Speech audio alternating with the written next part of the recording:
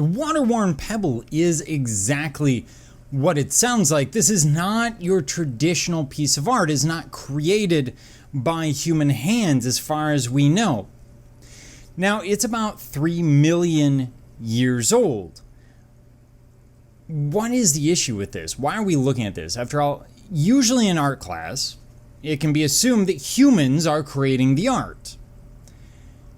But this indicates something about humanity that will lead to the art.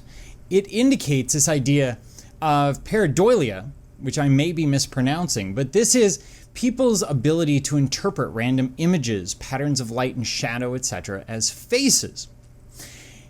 And this becomes important because it means that when this stone is picked up, sometime 3 million years ago, it's found as a grave good, that they are recognizing themselves. We don't see dogs doing this. We don't see other animals typically doing this.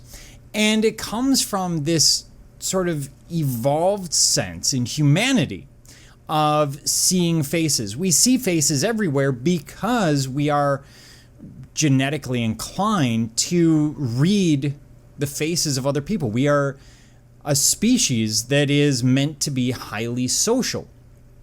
And so that's why we see so many times where people see a face in a piece of toast or a face in a tree or whatever else. And you can imagine that living in bands of no more than maybe between 30 and 150 people, those social connections become really important. You don't want to be an outcast in that band.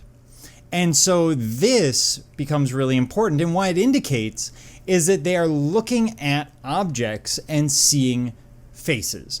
And it's not that big of a leap to go from seeing faces to eventually creating faces.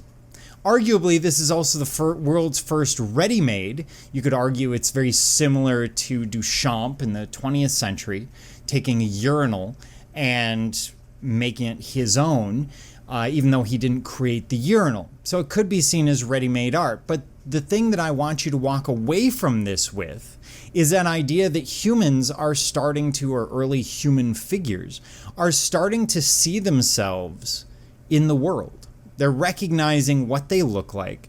They're picking these objects up, and they're important enough that they're being buried with them. And so that becomes our key factor here, that we are at that earliest recognition of the human form.